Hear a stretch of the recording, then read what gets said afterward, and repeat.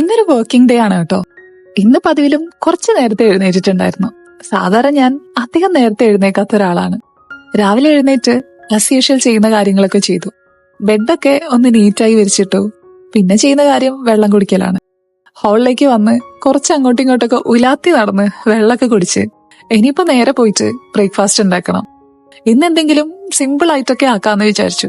വലുതായിട്ട് കുക്ക് ചെയ്യാനൊക്കെ എന്തോ ഒരു മടി പോലെയായിരുന്നു. ഫ്രിഡ്ജില് കുറച്ച് സ്പിനാച്ച് ബാക്കിയുണ്ടായിരുന്നു കഴിഞ്ഞ ദിവസം വാങ്ങിച്ചതിന്റെ. അങ്ങനെ അത് വെച്ചിട്ട് ഒരു ഓംലെറ്റ് സെറ്റ് ആക്കാന്ന് വിചാരിച്ചു. അതിന്റെ ഇടയിൽ ഇന്നലെ രാത്രി കഴുകി വെച്ച കുറച്ച് പാത്രങ്ങളൊക്കെ എടുത്തു വെക്കാനുണ്ടായിരുന്നു. അതൊക്കെ എടുത്തു വെച്ചു. അതിനുശേഷം നേരെ ബ്രേക്ക്ഫാസ്റ്റ് ഉണ്ടാക്കാൻ തുടങ്ങി കേട്ടോ. ബാലൻസ് ഉണ്ടായിരുന്ന മൊത്തം സ്പിനാച്ച് ഞാൻ എടുത്തിട്ടുണ്ടായിരുന്നു. പിന്നെ അതിൽ 2 എഗ്ഗും പൊട്ടിച്ചൊഴിച്ച് ഇതിന്റെ റെസിപ്പി ഞാൻ മുമ്പ് പോസ്റ്റ് ചെയ്തിട്ടുണ്ട് കേട്ടോ.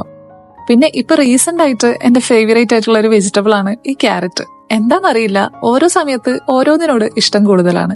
അങ്ങനെ ബ്രേക്ക്ഫാസ്റ്റ് ഒക്കെ സെറ്റാക്കി കുറച്ചു നേരം ടൈം എടുത്ത് ആസ്വദിച്ചിരുന്ന് ബ്രേക്ക്ഫാസ്റ്റ് കഴിച്ചു കേട്ടോ.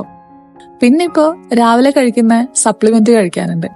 അതും കൂടെ കഴിച്ച ശേഷം ഇനി അടുത്ത പരിപാടി നോക്കണം. ലഞ്ച് ബോക്സ് പ്രിപ്പയർ ചെയ്യണം. ഞാൻ അധിക ദിവസവും ലഞ്ചോ ഡിന്നറോ ഒക്കെ പാക്ക് ചെയ്തിട്ടാണ് കേട്ടോ എടുക്കാറുള്ളത്. പുറത്തുനിന്നൊന്നും അധികം കഴിക്കാൻ എനിക്ക് പറ്റില്ല. കൂടിപ്പോയ ഒരു ദിവസം അല്ലെങ്കിൽ 2 ദിവസം. ഇന്നൊരു അവക്കാഡോ ബ്രെഡ് ടോസ്റ്റ് ആക്കി എടുത്തു. അതിന്റെ കൂടെ ഒരു ബനാനയും കൂടി എടുത്തു. പിന്നെ പെട്ടെന്ന് പോയിട്ട് റെഡി ആയിട്ട് വന്നു കേട്ടോ.